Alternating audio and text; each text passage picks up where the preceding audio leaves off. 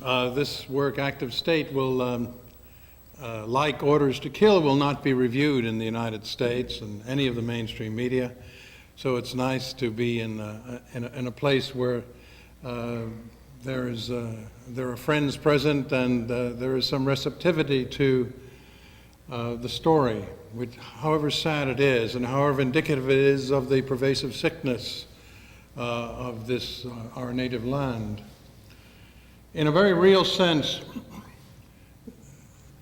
this saga begins in Vietnam. I was a journalist there in 1966, and I traveled throughout the country until my presence became a bit intolerable. And I came back to the United States and then published. And Martin King read one of the articles that was written in a magazine called Ramparts. It's January 1967 issue of Ramparts called The Children of Vietnam. Some of you may remember it. It's an old San Francisco-based muckraking magazine. To understand the horror of Vietnam, the passion that one had to feel for that ancient land and those magnificent people, one has to resort to photographs to show what happened, and poetry, because prose is never sufficient. And Martin was moved by the photographs in that piece and eventually by the poetry that he had me recite to his congregation. And that poem was one that some of you may or may not have heard. It's, I come and stand at every door, but no one hears my silent plea. I stand and yet remain unseen, for I am dead. For I am dead. I am only 7, though I died in My Lai. Long ago, I'm 7 now as I was then. When children die, they do not grow. My hair was scorched by swirling flame. My eyes grew dim, my eyes grew blind. Death came and turned my bones to dust, and that was scattered by the wind. All that I ask is but for peace. You fight today, so that the children of this world may live and grow and laugh and play. Now the children of My Lai and their mothers and their grandparents were of course slaughtered one day in the middle of March, about the time that Bobby Kennedy decided he would declare for the presidency.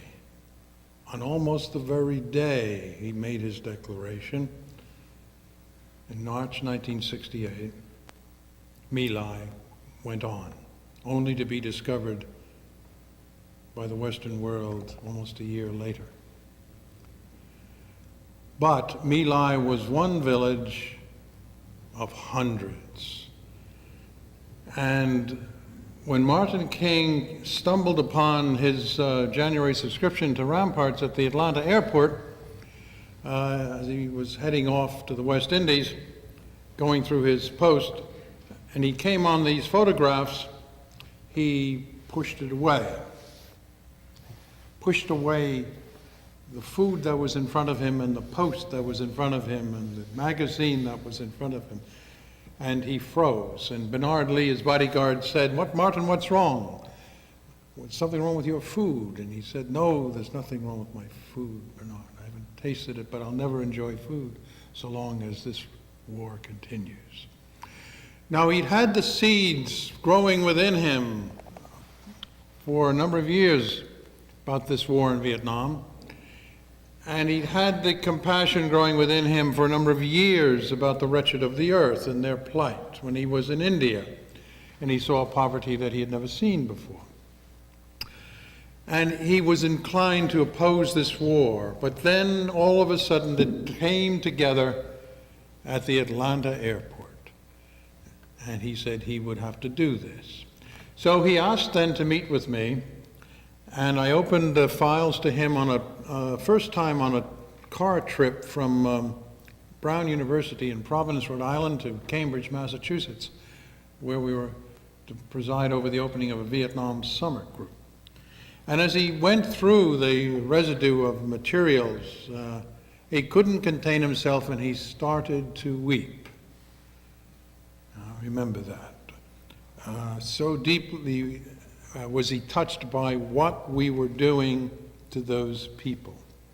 And everything I'm telling you tonight about that experience all those years ago, remember, 36 years ago, I want you to think about today and what we were about to do once again.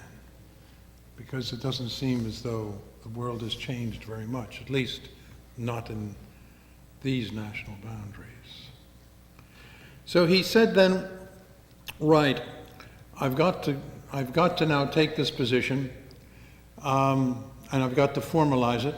And that was, of course, to be done on April 4th, 1967, 1 year to the day before he was killed. But he said, I'm going to lose all of the support I've had in the civil rights movement. All the leaders will walk away from me. And all of the media will start to condemn me. I will be called a traitor. And I will have no one to whom I can turn except perhaps my congregation and my brothers and sisters in SCLC. He said, but you know, Bill, I'm a little worried about my congregation because they know me as a pastor and as a civil rights leader. And now I'm coming into a realm of activity which is taking on the government of the United States that has done the most for civil rights in terms of legislation of any government in the history of this country. I'm having to take on the Johnson administration and opposing that war. And that's, my people are going to have a concern about that. So I want you to come down to Ebenezer Baptist Church, and I want you to take the pulpit, and I want you to speak to my people. And I want you to tell them why I have to oppose this war. And I thought he went round the bend. I said, you want this white kid from the north, well, just a little more than a kid, to come down and talk to your people, tell them why you have to oppose this war. Martin, these are your people. Yeah. They might not even understand how I pronounce words. And he waved his finger in front of my face. I always remember this. And he said, no.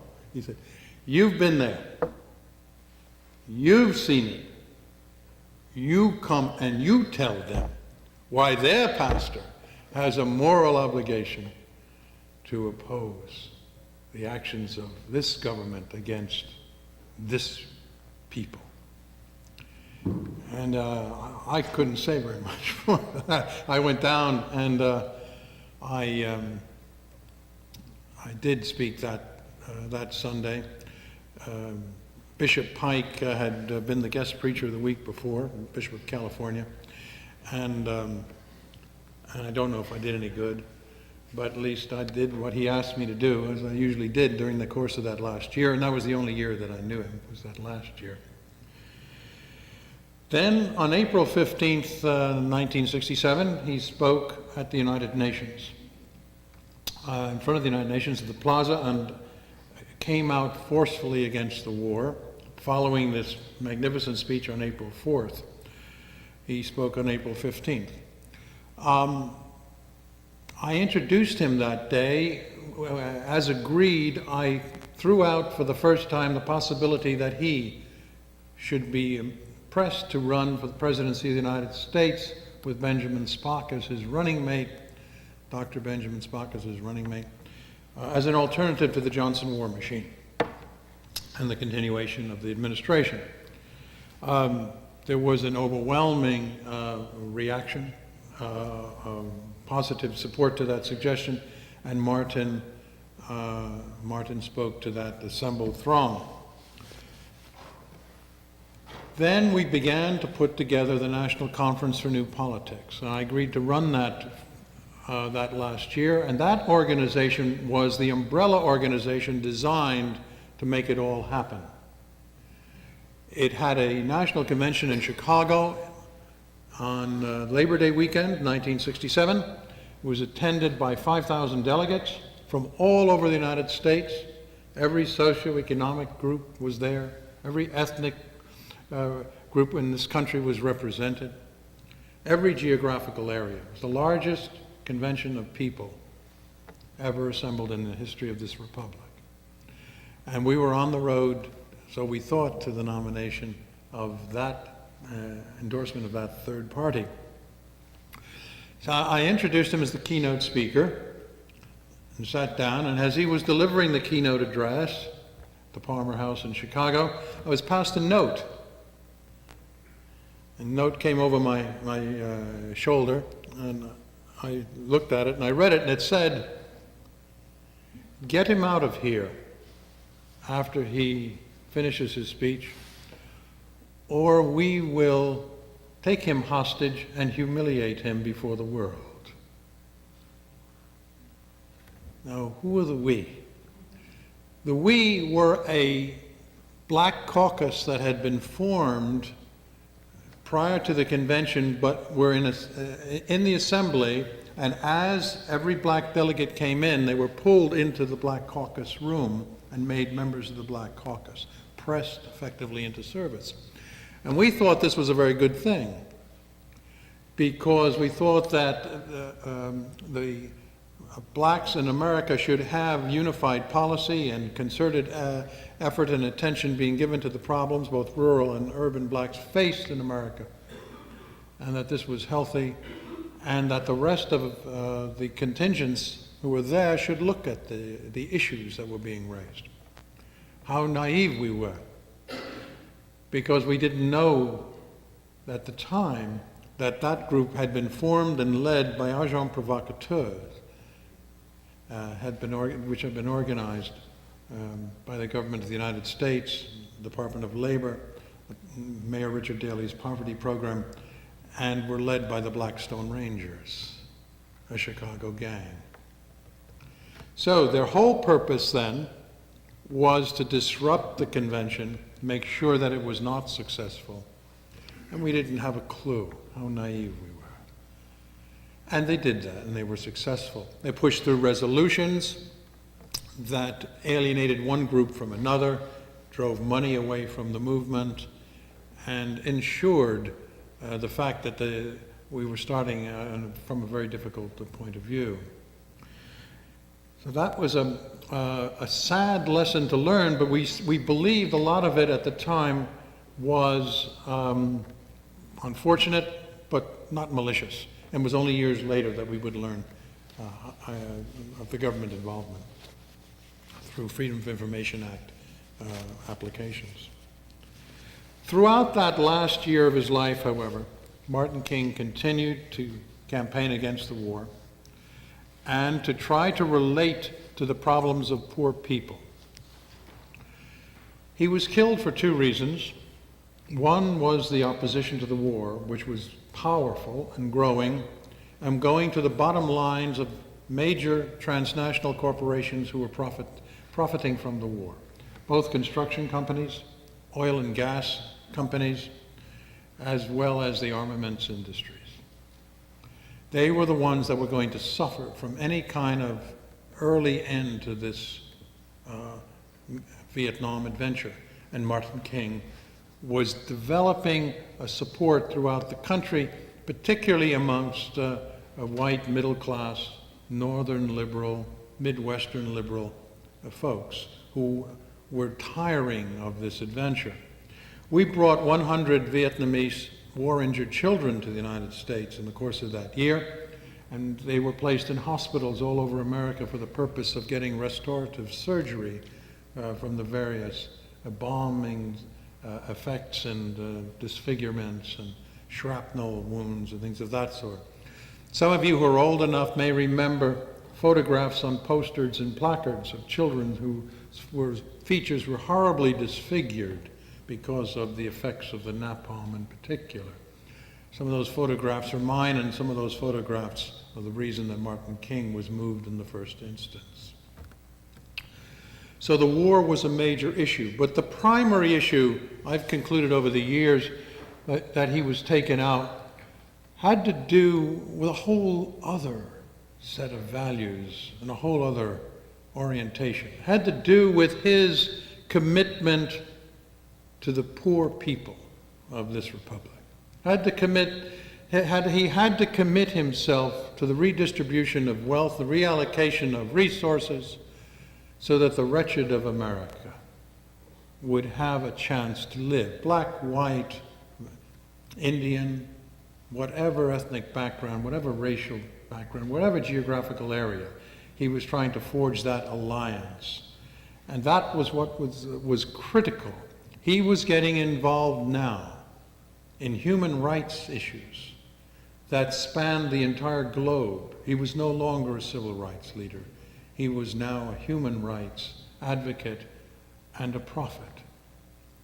He had been moved by the wretched situation of the poor in India in 1960. He carried that with him, and now he was determined to do something about that in his native land. That was the ultimate goal. It was no good to have all these civil rights, you know. You could go to any restaurant you wanted to and eat in any restaurant you wanted to, and go to any hotel you wanted to. What good was that kind of right if you couldn't afford it? That was the point. So you had to enable people to enable themselves to be able to afford it. And that required assistance from government. That required the restoration of programs that had been taken away and denied because of the war. So there was the grand project. He was going to bring masses of people to the nation's capital, and they were going to camp there. Not march, camp. They were going to live in a tent city in the shadow of the Washington Memorial. For as long as it took, they were going to go up the hill, visit their congressmen, their senators, and try to get these programs restored and try to get these funds placed back into the use of the people. That was the plan. That was the second reason why he was killed. Because the army believed he would not be successful. They believed that the angry mob of wretchedly poor people would get angrier, and they would get it beyond the control of this nonviolent, peaceful leader. And they would be taken over by militants who would lead a revolutionary force on the streets of the capital, the likes of which America had never seen. And America would have then its second revolution, a social revolution, for which it had been waiting for so long, for which Mr. Roosevelt had frustrated in the 30s with the New Deal programs. So they feared this would happen. Westmoreland wanted 200,000 more troops in Vietnam. They didn't have the troops for him. They didn't have the troops to put down that revolution. And because of that, Martin King was not going to be allowed to bring that mob to Washington. So those were the two reasons why he was killed. Now, he was assassinated on the 4th of April, 1968. As he stood on the balcony of the Lorraine Motel at 6:01 p.m., a shot came from across the other side of Mulberry Street from an elevated position, struck him on a downward path here, exited here, came back in here, went down and lodged just below his shoulder blade, clipping his spine along the way. He fell, and he was eventually taken away to a hospital, St. Joseph's Hospital, where he died at about 7 p.m. The state moved very quickly to conduct an investigation, and they ultimately identified the assassin as one James Earl Ray. Said that he was a lone assassin. I'm not quite sure why he did it, probably because he was a racist or he was looking for money, and he was eventually arrested at Heathrow Airport and extradited to the United States. Now, the state's position from the beginning, in 1968 right to the present time, would you believe, to the present time, is that James Earl Ray acted alone for whatever his motives were. He bought a rifle in Birmingham, Alabama, carried it to Memphis, Tennessee, rented a room in this rooming house, which was just opposite the Lorraine Motel. Knew King was going to be there, went into the bathroom, waited until he showed up on the balcony, shot him, ran back to the room he rented, took all his belongings in a bag, and put the rifle in it, and ran down the stairs, out into Main Street, the main street of the city, turned left, started to run toward his car, saw a police car parked this way, drawn up to the sidewalk by the fire station, dropped the bundle in panic in a door, got into his Mustang, drove away, eventually went to Atlanta, parked the car in a housing development parking lot, and then made his way to Canada, and eventually made his way to the United Kingdom, and where after one trip to Portugal, he was trying to get to Africa. He was picked up and brought back to the United States. So James Earl Ray was the accused assassin. He was brought back, and he was imprisoned. He was held in Shelby County Jail, lights on for 24 hours, cameras on for 24 hours, under full surveillance. His lawyer was a man called Arthur Haynes. The Haynes father and son team defended him. Art Haynes was paid for his defense by making an alliance with a writer called William Bradford Huey. Huey had a contract with Look magazine, so Huey paid Haynes for giving him inside stories on the case.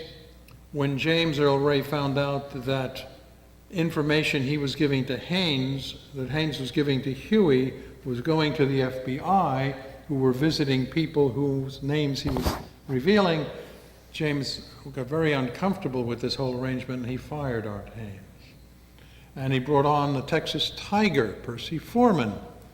And Percy Foreman began to represent James, and he was determined there was going to be a trial, and that's why he came on. And then lo and behold, at the last minute, virtually at the midnight hour, Percy said, James, you got to plead guilty. And you got to plead guilty because they got you convicted, the media's convicted you, they're going to fry your ass, he said. They're going to send your father back to Idaho. He violated parole there 50 years ago. They're going to send him back to jail. They're going to harass your family. And James, my health is not very good, and I can't give you your best defense. So I think it's better for you to plead guilty. James said that last reason was the one that really made him decide to plead. And Percy said, when you plead, that's all right. You hire another lawyer and you can overturn this guilty plea. You get yourself a trial and you'll get a lawyer who's healthy and fit, can represent you. James said, I haven't got any money to hire a lawyer, Percy. He said, that's all right. Don't worry about that. I'll give you the money. I'll pay Jerry, your brother, $500. He can go hire a lawyer. Now, Percy not only told him this, he put it in writing. He put this in an actual letter. Dear James, I'm advancing you this money, $500, on the condition that you will cause no problems at the guilty plea hearing. So here's the lawyer, the man, talking him into pleading guilty and paying for him to hire a new lawyer. So James pled on March 10th, 1969. And on March 13th, 1969, he filed his motion papers for a new trial. And from March 13th, 1969, till the day he died in 1998, April 1998, he tried to get this trial that he never had. So, Judge Preston Battle was reviewing those papers on March 31st, 1969. Judge Battle was the judge of the case who had sentenced him to 99 years, accepted the plea, but he'd become a little concerned about some aspects of the evidence and some things that he hadn't been told. So he was taking his time in ruling on this motion. But on March 31st, 1969, his time was up because he died of a heart attack. He was found at his desk in his chambers with his head on James Earl Ray's motion papers. Now, under Tennessee law, when you die of a heart attack or any other kind of cause of death, and a motion is pending before you as a judge, the motion is automatically granted. There were 2 motions for a new trial pending for Judge Preston Battle when he died. And guess who did not get the trial? And guess who did get it? Well, James did not get it. And so he started his own pro se motions, and he had a variety of lawyers to try to help him get a trial over the years before I met him. When Martin was killed, I went to the memorial service in Memphis and the funeral in Atlanta with Ben Spock, and Bob Kennedy invited us to go up and have a word in his suite in Atlanta, and I think a number of my friends did go. I think Benjamin went, and Julian Bond and some others. I just decided I'd had it, so I didn't go. I'd known Bob Kennedy when I was a much even younger person, 64, when I handled his campaign, Westchester County. I was a citizens chairman. I didn't like him then.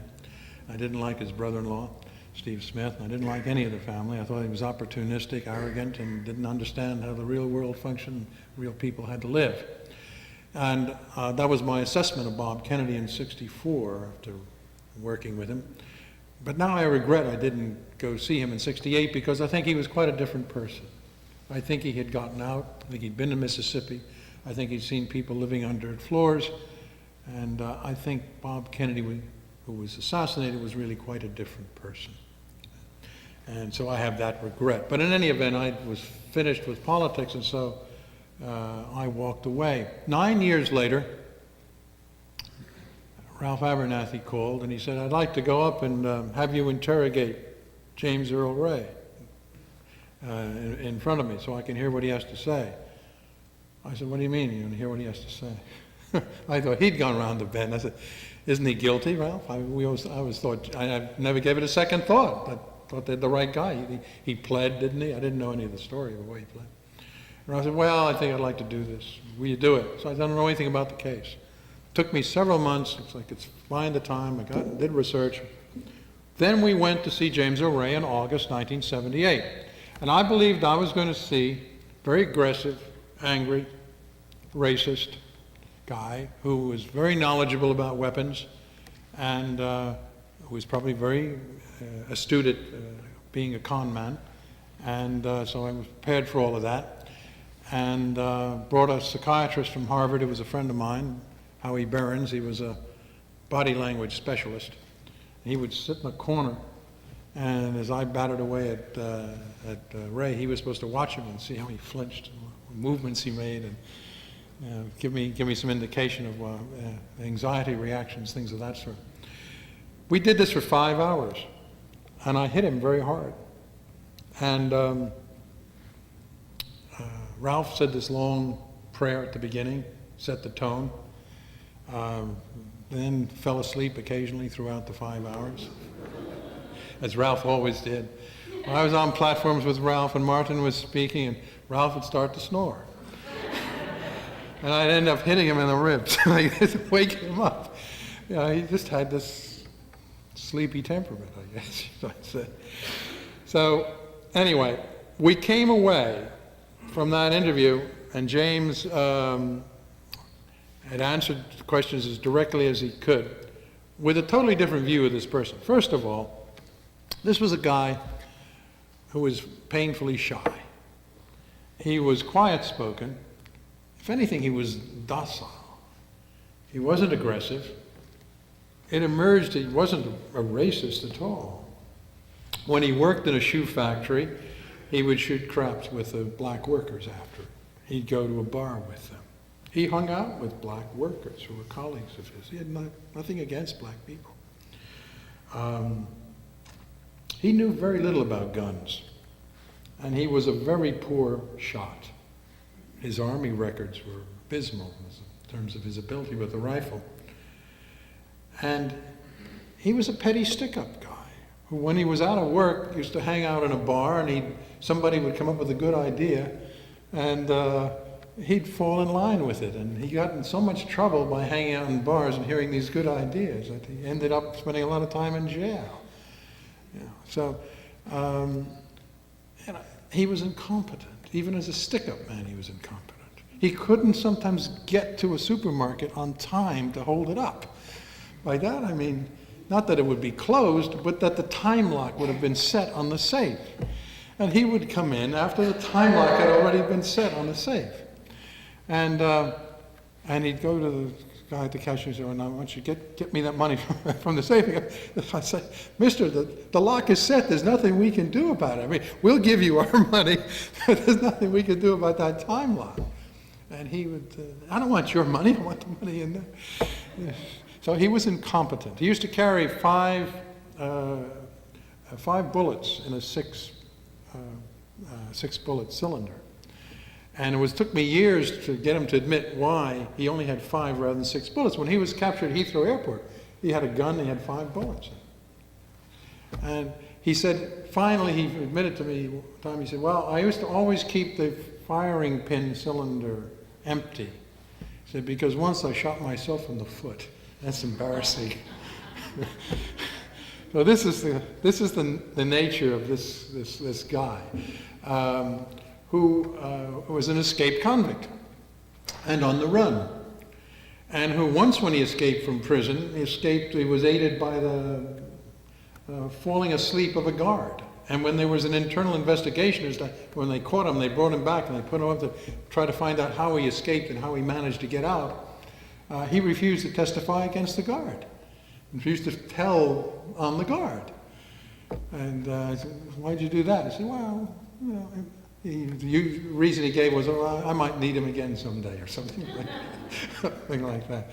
But he had this con mentality that he would not ever tell on anybody who he thought was legitimately trying to help him. And I think he was fooled very often in terms of who was trying to help him and who wasn't. So, but I could never quite bridge that. Anyway, we came away from that meeting with this man with a very different view. We came away with the opinion that he did not shoot Martin Luther King. We didn't know what other role he might have played, but we believed he didn't shoot Dr. King. But he raised enough questions in my own mind to let me be worried about what the truth really was, and be concerned about whether or not, in fact, we knew what happened to Martin King. And I thought it was important enough that this enormous figure was taken from us, this prophetic person was removed from us, and no one had ever taken his place, that at least we should try to find out what happened. So I started going into Memphis, Tennessee in 1978, 79, and it became like a slippery slope. And it continued for a quarter of a century. I never envisioned that it was going to take a quarter of a century, but it did. And from 78 to 88, I would go back to the prison and I'd visit James and I'd ask him questions, and then I'd set out again to Memphis and occasionally into New Orleans, because increasingly New Orleans was coming into the picture. And he kept asking me to represent him, and I said no for 10 years.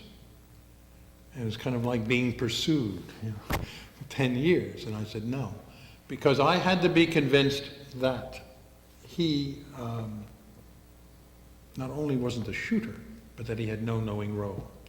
And it took me 10 years to be convinced of that. So in 1988, I agreed to represent him, and I started to handle his applications on appeal for a new trial. And I took this case all the way to the Supreme Court, and of course we lost every step of the way. So we were finished around 1991 in terms of the reasonable appellate route. I was living in England, moved to England with a young family in 1981. So I was conducting most of this work whilst living at Cambridge and coming back into America to do it. So there was a travel commuting burden in the way there as well. But we decided, come up with what we thought was a brilliant idea, to have a trial for James Earl Ray on television. It was called the television trial, Trial of James Earl Ray. It was sponsored by HBO, who were brought into the frame by Thames Television, a British production company. And it was telecast on HBO in the United States and on Channel 4 in England. Now, that trial took place over 10 days in 1993. It had Marvin Frankel, as a former federal judge, as the judge. Hickman Ewing Jr., who some of you may recall was Ken Starr's number 2 in the Whitewater investigation, was the prosecutor. And Hickman had won 200 consecutive cases as a U.S. attorney in Memphis. And I was defense counsel. And the jury came from all over the country. We tried that case with a fraction of the evidence that was later to emerge. It took the jury 7 hours of deliberation, a little over 7 hours, to come back and to find James Earl Ray not guilty.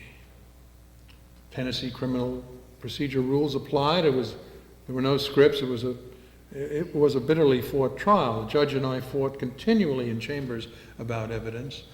And though he and I became friends later on, there was much contentiousness in the course of that trial. But you never heard about it. It was not reported, dropped from view, was called entertainment. The only thing we got from it was no further forward in terms of getting James out of prison, but new evidence. New witnesses came forward. Witnesses started to come forward. For example, James had always said he was controlled and moved around the country by a man called Raoul. Hickman Ewing said, Raoul reminds me of the story of the tooth fairy that my mother used to tell me. This is just another fantasy of James Earl Ray. There is no Raoul. James did. Well, there is a Raoul. There was and there is. He's still alive and well, protected by the government. He lives just outside of New York City, about 40 minutes from New York City. And when I go to one of my favorite Yonkers, New York Italian restaurants, I invariably go by Raoul's house just to see whose license plates are in his driveway. He's still there and alive and well. But Hickman said, no, he doesn't exist. However, an English merchant seaman said he does exist. English merchant seaman Sid Carthew used to come across to Montreal, and he met Raoul in the same bar that James met him in 1967. And Raoul tried to sell him some guns. And when Sid saw this on Channel 4 in England, and he heard Hickman going on about the Raoul thing, he got very upset and he contacted me. Then another woman contacted me from Mississippi. She had lived in Houston and she knew Raoul. She knew Raoul and she knew his cousin. And she knew him from taking arms shipments from Carlos Marcello coming around into the Gulf, repackaging them and selling them into Latin and South America. And she used to go down with them sometimes to the Houston docks and pick up these weapons and come back. And she knew Raoul because he raped her. Because one day she was there and she had a key ring that had the pictures of John Kennedy, Bob Kennedy, and Martin Luther King on it. And she put it down on the table where they were repackaging the guns. And one of the guys looked at it and threw it to Raoul, and he looked at it, threw it on the floor, and stamped it. Said, I killed that nigger once, looks like I'll have to do it again. Pulled out a gun and took Glenda Grabo into a bedroom on the first floor and raped her. Teach her a lesson, that she should have any affinity or fondness for any of these people. So Glenda knew him, having to leave Houston soon after, because when she went into Percy Foreman's office, who was a well-known criminal lawyer, of course, at the time, Percy was going to represent her husband's brother who had a criminal charge, and she saw memorabilia related to the Ray case in Percy's office. And she said, oh, you know something about that? And he said, yes, I represented James Earl Ray. And she said, oh, you did? He said, yes. And she said, well, was he guilty? She said, well, no, not really, but it was a price that had to be paid, his conviction. Percy then developed a crush on Glenda and tried to get her to work for him. And so when this thing with Raoul came up, this incident came up, she actually went to him for advice, and he said, I think you and Roy should leave, because I know these people and I know Raoul. So Percy Foreman, James Earl Ray's lawyer, even knew the man who had been the controller of James Earl Ray. So Glenda came forward, told all this story finally. She'd held it in all these years. So we started to get this kind of evidence, but some of the most significant evidence was against a guy called Lloyd Jowers. Now, Lloyd owned Jim's Grill, and Jim's Grill backed onto the Lorraine Motel, and it was the cafe on the ground floor of the rooming house, which James Earl Ray rented a room on the instructions of Raoul. Okay, so Jowers was in a very strategic position.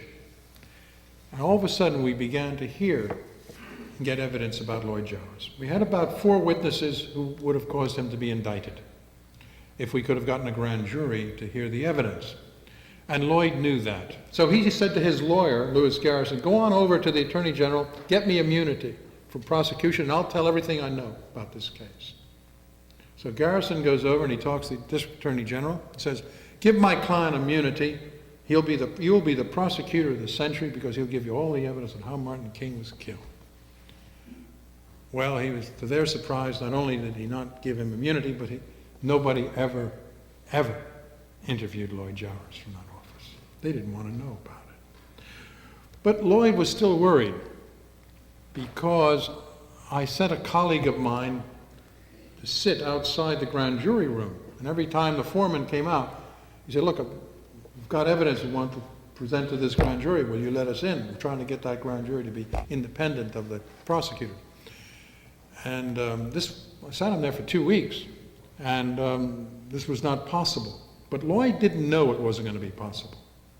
So he said, is there anybody who will let me tell this story on television? And he found a guy called Sam Donaldson. They found a guy called Sam Donaldson. Sam was a very unusual reporter at one point in time, and his kind of rapidly disappeared, including his own demeanor in terms of independence, I think. But anyway, he put him on a program called Primetime Live. That was Donaldson's program. And Lloyd told his story, basically, one evening, Primetime Live. What happened? The next morning, it was not covered anywhere. No print media, no television media. Not even ABC News covered this story the next morning. Their own program the night before, they didn't cover the story. It was totally squelched. Right? Well, why was Lloyd so worried? Well, I'll just give you a couple of examples. Lloyd was worried because he had a black lover named Betty Spates. And Betty Spates was a little bit suspicious of old Lloyd, and she thought that maybe he was fooling around with some other women from time to time. So she used to check up on him. So on that Thursday afternoon of April 4th, 1968, she came into the grill looking for Lloyd. And Lloyd wasn't out in the main area of the grill at all, and the kitchen door was closed, and that's suspicious. You know, that kitchen door is not supposed to be closed. So she goes and she opens the kitchen door, and she walks into the kitchen. Nobody's around, but the door leading out into the bushes in the back is open. Now, that's not the way it's supposed to be either. That's supposed to be closed. Outside door. As she approaches that door, she says, maybe Lloyd's out there fooling around in the bushes with some of these local women. Right? As she approaches that door, she hears a shot. And she stops. And then she continues, and she gets up to the door, and she looks out into the area of the bushes, and what does she see? She sees old Lloyd running, carrying a still smoking rifle. He brushes past her. His knees are covered with mud. His face is white as a ghost. He's out of breath.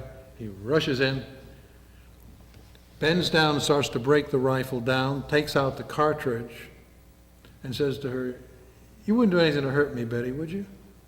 And she said, no, Lloyd, of course not.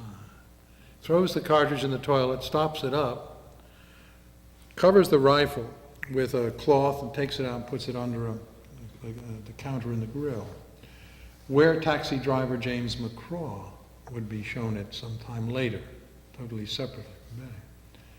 Well, Betty kept that story from 1968 to April 1968 to December 1992 when she told it to me finally. Some of these people I had known for 15, 20 years before, as it would turn out, before they would eventually come out with their stories. And some of them had held these stories for, 30 years or so. They just held on to them, and they were afraid. They didn't talk. And if no one had been around, I suppose, to eventually listen when they were ready, then they would take them to their graves. But that's what has made this case really different than any other assassination case in history. I'll come back to that in a moment. So Lloyd Jowers then was a critical guy in this whole scenario. And his story basically was this. He was approached by a man called Frank Liberto, who was an associate of Carlos Marcello, the New Orleans crime boss. The Marcello family had taken a contract on the killing on Martin Luther King. Marcello came to, gave the contract to Liberto, who subbed it out. Liberto came to Jowers, whom he knew, and he said, we'll give you $100,000, plus I'll forgive an old debt that you have. And I eventually found out what that debt was. And you must help us with this, arranging this assassination. So Lloyd's place was used for the planning and the logistics of the assassination, and his job was really to hold the gun, the actual murder weapon, for a period of time during the day, turn it over to the people who were giving it to the shooter, and then take it back from the shooter and hold on to it and eventually dispose of it. So that was Lloyd's role. And the money came out of New Orleans. It was delivered to him in a vegetable box from one of the, actually not Liberto's warehouse, but another produce dealer. So that was Lloyd's story. In '78, when I first went into Memphis, I saw a man called Johnny McFerrin, one of the bravest men I've ever met. Johnny was a civil rights leader in Fayette County, black guy, still owns garage and a little store out in Somerville, Tennessee, in Fayette County, which is the most racist by far of any county in Tennessee. Johnny's been shot at, beaten up, bones broken, hospitalized more times, attempted to be poisoned, and you can imagine. Not just because of the King case, but because he led voting rights demonstrations and registration drives in Fayette County for black people. When I went to see Johnny McFerrin, he agreed to see me because Reverend James Lawson asked him to talk to me. And Lawson was Martin's best friend in Memphis. I met him, the night I met him, his windows had been shot out in his garage, and he had the duct tape, he taped them up again. And we met in the back room of his garage with the lights out, and we sat about chairs like these, about 6-8 feet apart, and he sat with a rifle between his legs the whole time. Other times when we continued the meetings, he insisted on meeting in a moving car. Wouldn't stay still in any one place. John told this story.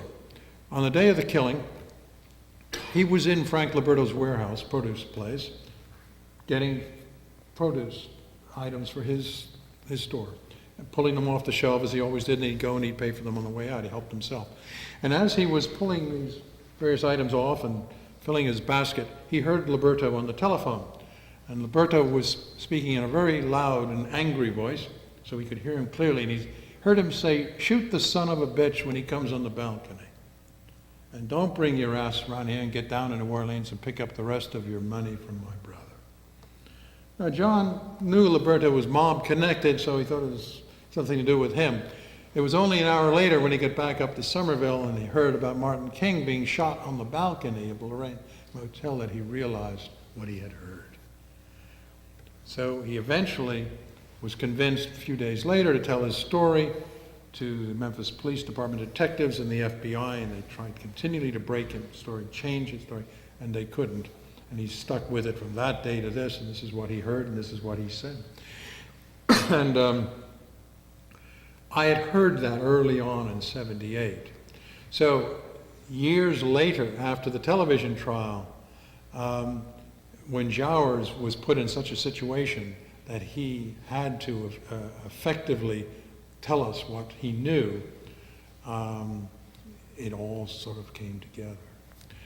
After the television trial in '93, in March 20th or 21st, I think, there was an article in the Memphis Commercial Appeal newspaper, which brought in a whole other perspective that I never even dreamed of, and most Americans will be horrified about.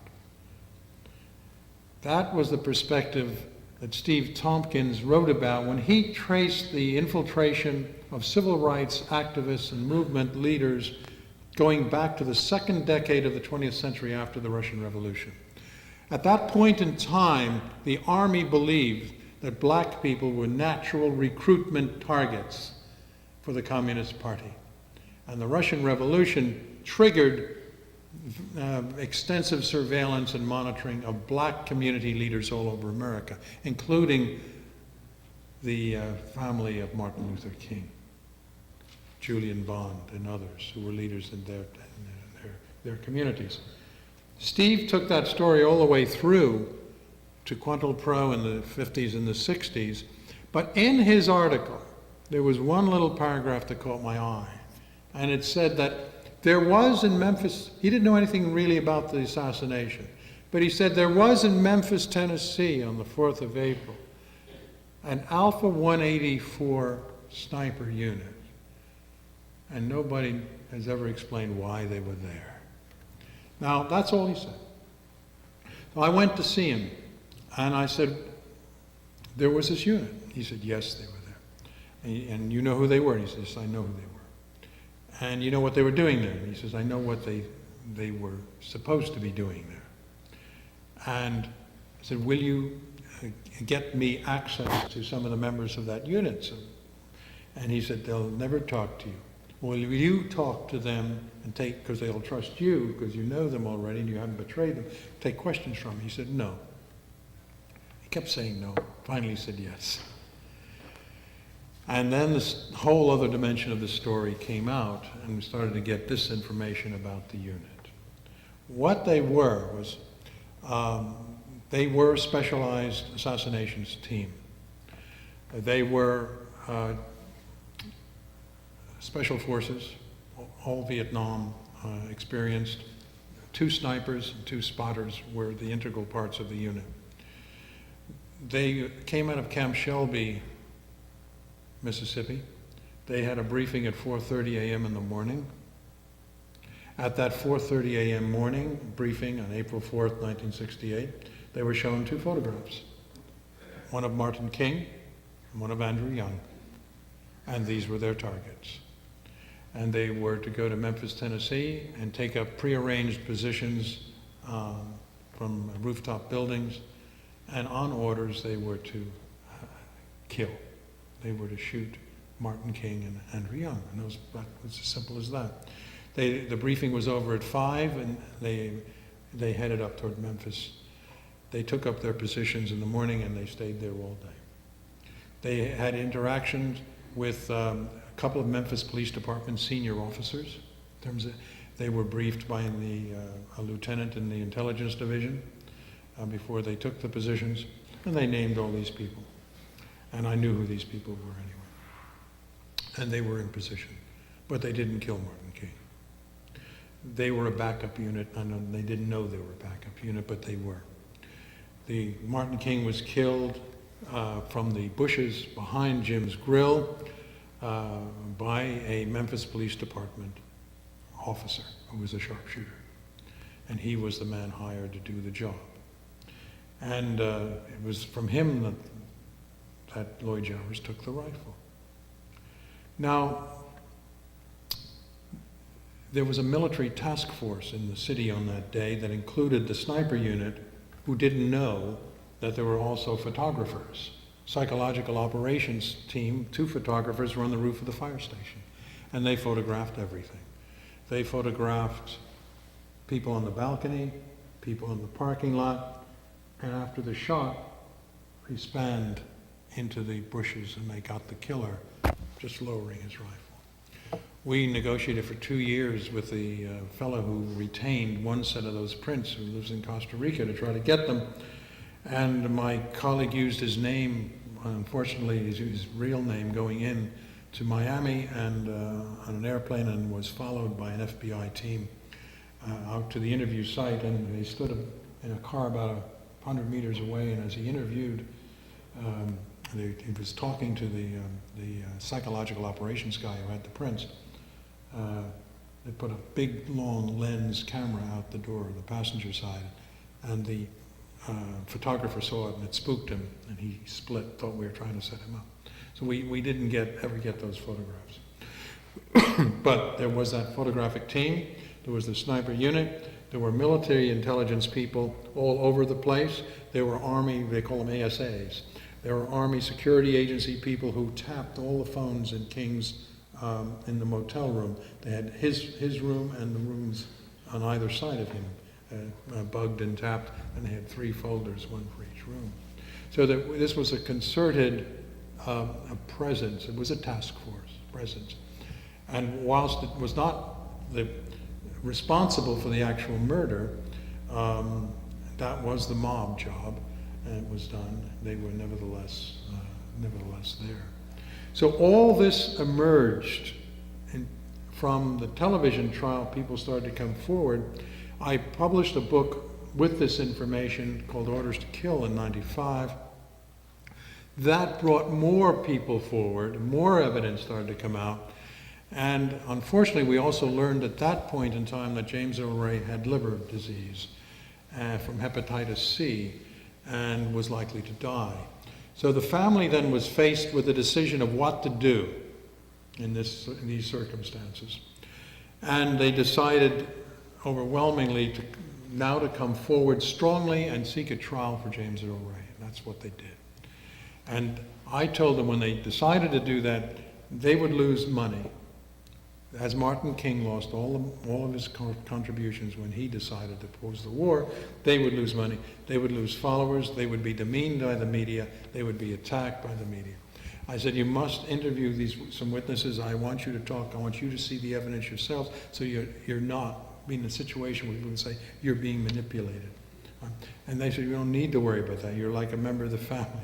I'm in this curious situation of having been a friend of a victim, and having been the attorney for the man accused of killing the victim, and having been close to the family of the victim throughout, and eventually having become the lawyer for the family itself. I don't know if a lawyer's ever been in quite that kind of situation before, and I couldn't have been in it if I thought I had the slightest bit of conflict, but I didn't, because all of our interests were the same. The families and Ray's were the same, was proving his innocence so he could get a trial. They came forward for a trial. They were attacked. We were close to a trial at one point. Judge Joe Brown, whom you know probably as a television judge now, or some of you may, was the criminal court judge in Memphis, Tennessee, who for a period of almost 4 years presided over the wrangling of our efforts to get this trial. And as he was, I think, on the verge of granting the motion, finally, the state made an application that he should be removed from the case because he had become prejudiced. Went up to the Court of Appeals. They didn't allow a hearing. They simply ruled he was taken off the case. When they took Joe Brown off the case, that effectively stopped the possibility of a trial for us. We lost that. James was going to die and needed a liver transplant. I arranged a liver transplant for him at the University of Pittsburgh Hospital. He met all their criteria and they agreed to accept him. I made an application to the court in Tennessee and was denied. Even though it wasn't going to cost the state anything, they nevertheless decided they didn't want to let James Earl Ray have that liver transplant. That was equivalent to signing his death warrant.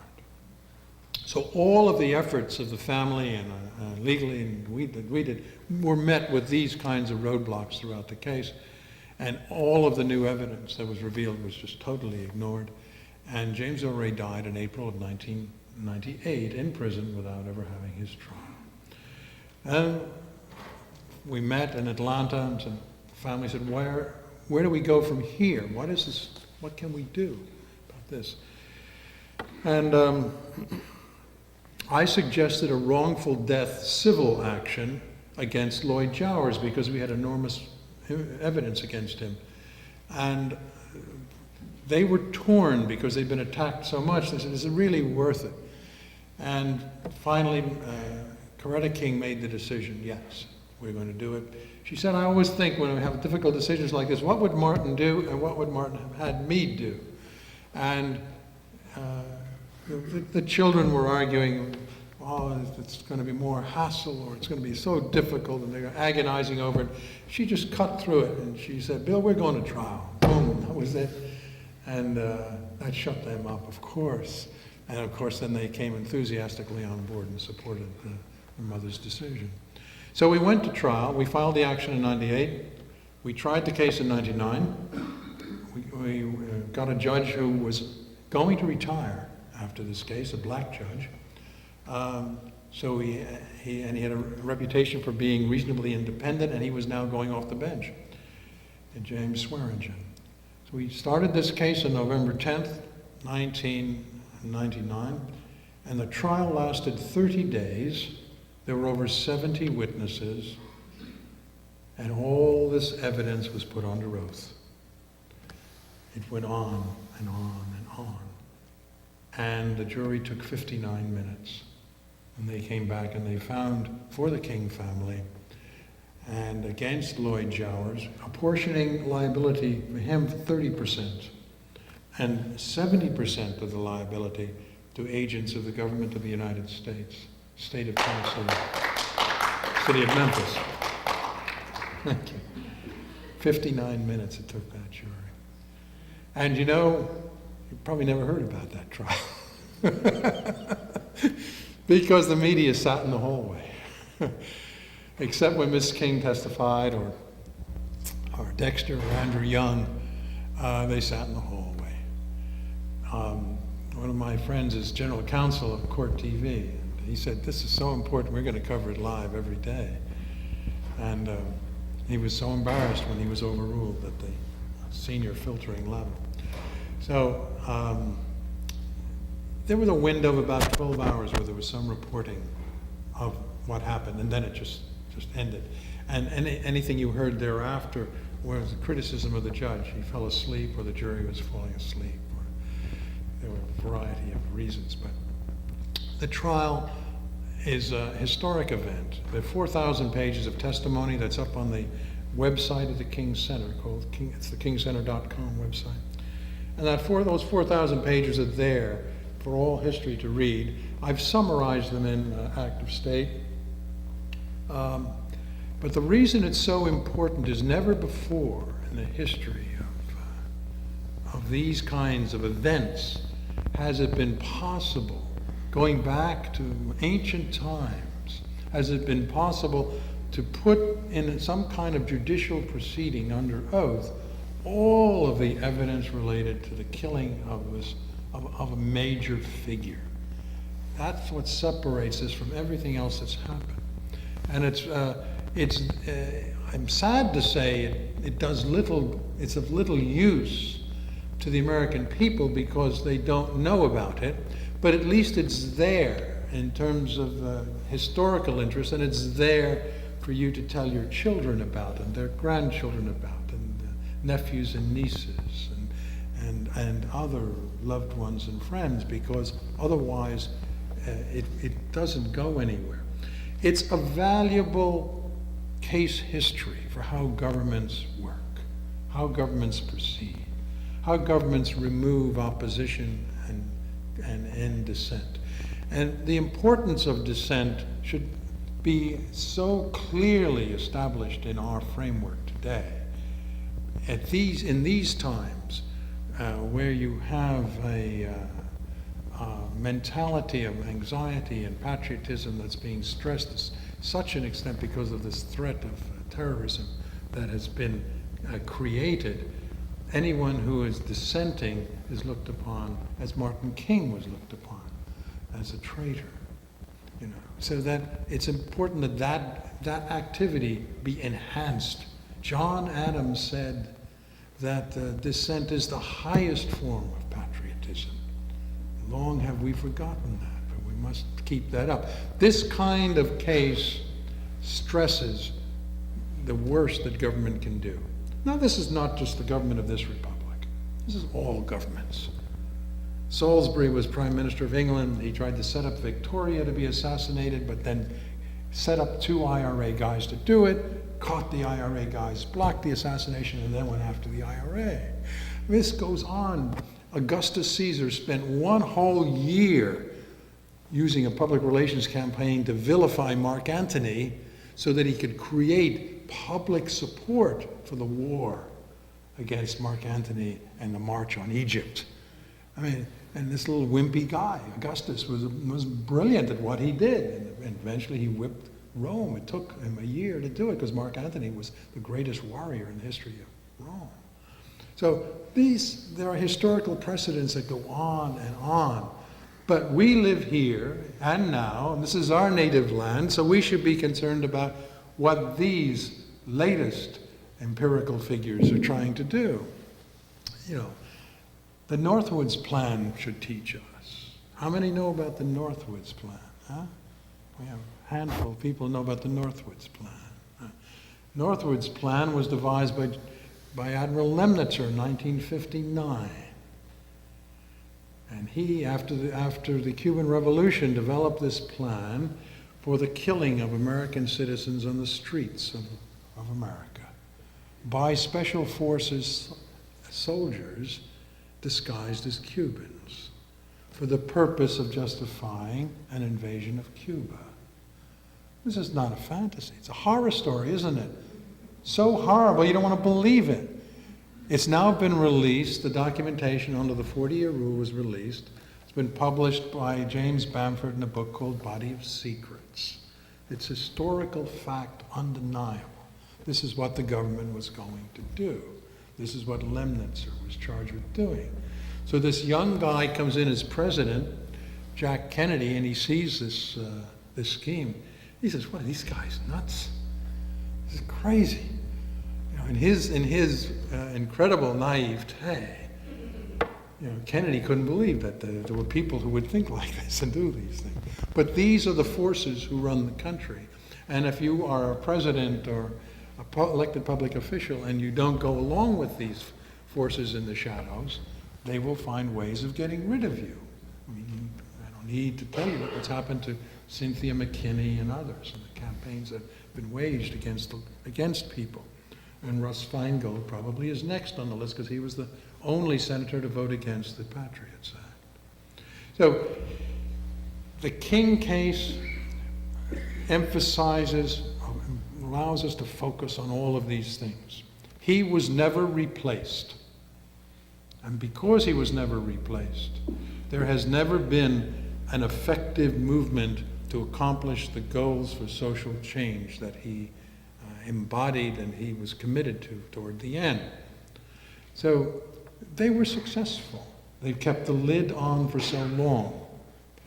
But it may at last be coming to an end. There may be that possibility to take what he called a neighborhood that we have created and make into it a brotherhood. It may be possible to take those means, which he said are unimproved means. I always reverse that. He said we have improved means to reach unimproved ends. It may be that we can switch those things around, and psychically I keep trying to do that with the anti-globalization movement and now the anti-war effort. Perhaps now the seeds of movement again are beginning to grow in this land. If not, I'm afraid that this great republic is on the way to fascism. I see the door to fascism now opening wider every day. And it's difficult to think of how one can stop it. Mr. Jefferson said there was a way.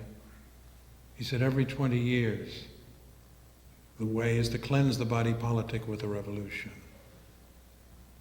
Now, how wise is Mr. Jefferson? Well, When Jack Kennedy had all the Nobel Prize winners for dinner at the White House, he raised a toast to them. And he said, never before has there been so much brilliance seated round this table for dinner, except when Mr. Jefferson dined alone. I think Mr. Jefferson's wisdom, at least in this respect, is with us still today. And how long it will take before we have an implosion remains to be seen. But in the neighborhoods and the communities of this land, if people organize and start taking control of their own destinies and build their own networks, at least there may be a force in the heartland of America ready to rise when the time is right. Thank you.